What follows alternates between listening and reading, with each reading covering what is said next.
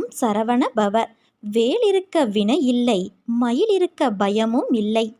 இன்றைக்கு இந்த உலகமே ஒரு புறம் ஓடிக்கொண்டிருந்தாலும் நீ தற்செயலாக இந்த பதிவை பார்க்கவில்லை. உன் வாழ்க்கையில் நீ சந்தித்து கொண்டிருக்கும் அத்தனை போராட்டங்களுக்கும் கண்ணீர் துளிகளுக்கும் முற்றுப்புள்ளி வைக்க வேண்டும் என்று எம்பெருமான் முருகன் நினைத்துவிட்டார். அதனால்தான் உன் கண் முன்னே இந்த பதிவை கொண்டு வந்து நிறுத்தியிருக்கிறார். என் அன்பு குழந்தையே, உனக்கு ஒரு பெரும் அதிர்ஷ்டமும் அற்புதமும் நடக்கப் போகிறது.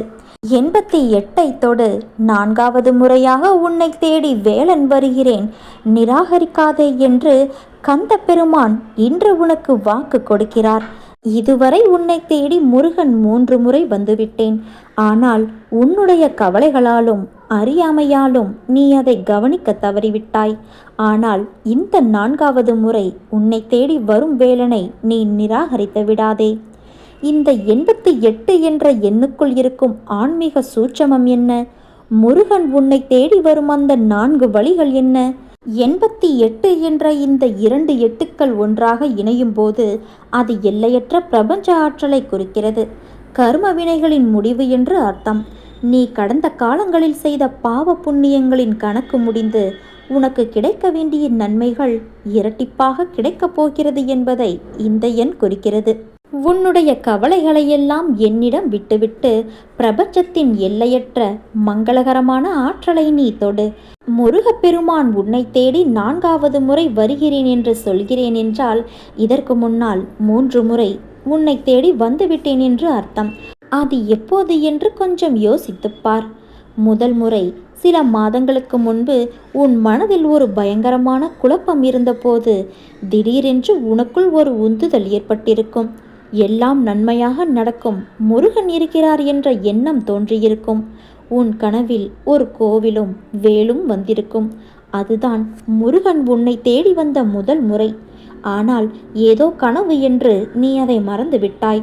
2வது முறையாக நீ ஒரு பெரிய காரியத்திற்காக காத்து கொண்டிருந்த போது, பண நெருக்கடியில் தவித்த போது உனக்கு தெரிந்த ஒருவரோ முகமே தெரியாத ஒருவரோ வந்து ஒரு நல்ல யோசனையை கூறியிருப்பார். சற்றும் எதிர்பார்க்காத ஒரு சிறிய உதவி உனக்கு கிடைத்திருக்கும். அது மனித வடிவில் முருகன் உன்னை தேடி வந்த 2வது முறை. ஆனால் அவர் ஏதோ சும்மா சொல்கிறார் என்று நீ அதை நிராகரித்து விட்டாய். 3வது முறை நீ மனமுடைந்து அழுது கொண்டிருந்த ஒரு நாளில் யாரோ ஒருவர் கவலைப்படாதே, நான் பார்த்து கொள்கிறேன் என்ற முருகனின் வாக்கு உன் காதுகளில் விழுந்திருக்கும். அதுதான் 3வது முறை. ஆனால் நீயோ அப்போதும் கூட என் கஷ்டம் எனக்குத்தானே தெரியும் என்று நம்பிக்கையின்றி இருந்துவிட்டாய். என் குழந்தையே, அந்த 3 முறையும் நீ என்னை சரியாக அடையாளம் காணவில்லை. ஆனால் இந்த 4வது முறை நான் உன்னை தேடி மிக தெளிவாக வருகிறேன். இப்போது என்னை நிராகரித்து விடாதே. இந்த 4வது முறை முருகன் உன்னை எப்படி தேடி வருவேன் தெரியுமா? உன்னுடைய மிக முக்கிய பிரச்சனை எதுவோ அது கடனாக இருக்கலாம், தீராத நோயாக இருக்கலாம், வேலையில்லாத திண்டாட்டமாக இருக்கலாம். அந்த பிரச்சனைக்கு ஒரு நிரந்தரமான தீர்வு இன்னும் சில தினங்களில் உன்னை தேடி வரப்போகிறது. ஒரு நல்வாய்ப்பு உன் கதவை தட்டப்போகிறது. ஒரு புதிய மனிதரின் சந்திப்பு, ஒரு புதிய தொழில் வாய்ப்பு, நீ நீண்ட நாட்களாக எதிர்பார்த்த ஒரு பண வரவு, இவற்றுள் ஏதோ ஒன்று இந்த 4வது வருகையின் அடையாளமாக இருக்கும். இது நம்மால் முடியுமா என்று பயந்து அதை தள்ளி போட்டு விடாதே. அந்த வாய்ப்பை நீ பயன்படுத்திக்கொள். அதுதான் முருகன் உனக்கு அமைத்து கொடுக்கும் பாதை. ஒரு தீவிரமான முருகன் பக்தன் இருந்தார். அவருக்கு பயங்கரமான வறுமை. தன் குடும்பத்தை காப்பாற்ற வழி இல்லாமல் தினமும் முருகனின் படத்திற்கு முன்னால் அழுது கொண்டே இருப்பார். ஒரு நாள் அவனுடைய வறுமையை கண்டு இறங்கிய முருகன் ஒரு முதியவர் வேடத்தில் அவருடைய வீட்டிற்கு சென்று அவரிடம் ஒரு சிறிய பையை கொடுத்து, அப்பா, இதில் சில அரிய மூலிகைகளும் உனக்கான வழிகாட்டுதலும் இருக்கிறது. இதை வைத்து நீ ஒரு புதிய தொழிலை தொடங்கு, உன் வறுமை நீங்கும் என்றார். ஆனால் அந்த பக்தனோ தன் கவலையில் மூழ்கியிருந்ததால், ஐயா, எனக்கு இப்போது சாப்பிடவே வழியில்லை. இந்த மூலிகையை வைத்துக்கொண்டு நான் என்ன செய்ய போகிறேன்? எனக்கு பணமாக இருந்தால் கொடுங்கள், இல்லையென்றால் கிளம்புங்கள் என்று கோபமாக கூறி அந்த முதியவரை அனுப்பி வைத்து விட்டார். சில நாட்கள் கழித்து அந்த பையில் இருந்த மூலிகையின் மதிப்பு பல கோடிகள் விற்கக்கூடிய ஒரு அரிய பொருள் என்று அவருக்கு தெரிய வந்தது. அப்போதுதான் அவர் கதறி எழுதார். வந்தவர் முருகர்தான் என்று தெரியாமல் நானே என் கைகளால் என் அதிர்ஷ்டத்தை நிராகரித்து விட்டேன் என்று. இதைத்தான் முருகன் உனக்கும் உணர்த்துகிறார். இறைவன் உனக்கு நேரடியாக பொற்காசுகளை கொடுக்க மாட்டார். ஒரு வாய்ப்பை கொடுப்பார், ஒரு மனிதரை அனுப்புவார். அதை நாம் தான் புத்தியோடு பயன்படுத்தி கொள்ள வேண்டும்.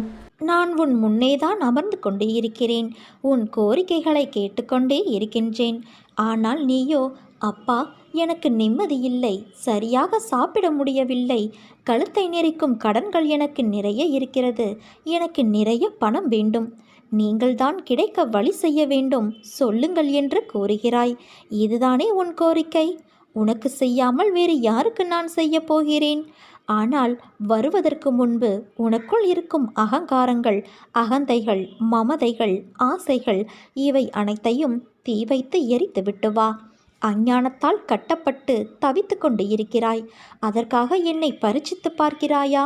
நான் பாரபட்சமின்றி செய்பவன். யாருக்கும் பேதம் பிரித்து பார்க்க மாட்டேன். அனைவரும் என் பிள்ளைகள்.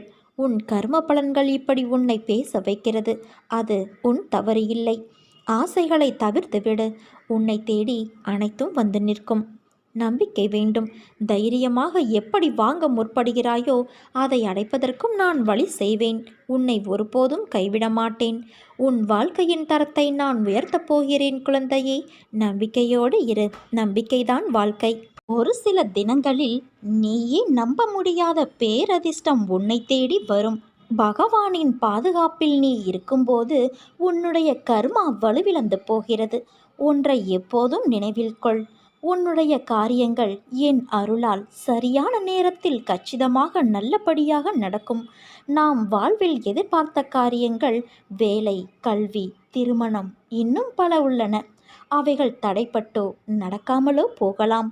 அதற்காக சிறிதும் வருத்தப்பட தேவையில்லை குழந்தையே. என்னுடைய பிடியில் நீ இருக்கும்போது உன்னுடைய காரியத்தை நானே முன்னின்று நடத்துவேன். நீ நிகழ்காலத்தை மட்டுமே அறிவாய். ஆனால் நான் அனைத்தையும் அறிவேன். எதிர்காலத்தில் உனக்கு எது நன்மை விளைவிக்கும், எது நல்லது என்று எனக்கு மட்டுமே தெரியும். நீ வேண்டுவதையெல்லாம் நான் உனக்கு தருவது கிடையாது. உன்னுடைய கர்ம பலன்களை பொறுத்தே உன் செயல்களில் வெற்றியும் தோல்வியும் அமையும்.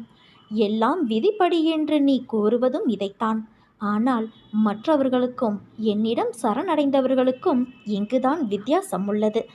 என் பாதுகாப்பில் நீ இருக்கும்போது கர்மா வலுவிழந்து போகிறது. உனக்கு நடப்பவை எல்லாமே மறைந்து வேலை செய்யும் கர்ம வினைகளின் வானளாவிய ஓட்டம்தான். நான் செய்பவனும் அல்ல, செய்ய வைப்பவனும் அல்ல என்பதை உறுதியாக அறிந்து கொள்.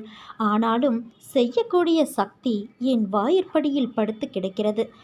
எவன் தன்னுடைய அகங்காரத்தை அழித்துவிட்டு நன்றி நிறைந்த மனதோடு என் மீது தன் பாரத்தை போடுகிறானோ அவனுடைய படகு நிச்சயம் கரை சேர்ந்துவிடும். மாயை அதன் செயல்பாடுகள் இருந்தால் இருக்கட்டும். மாயை எனது பாதங்களில் சரணடைந்து என் ஆதீனத்திலேயே இருக்கும். என்னை எப்போதும் வணங்கும் என் அன்பு குழந்தை அருகில் கூட மாயை வராது.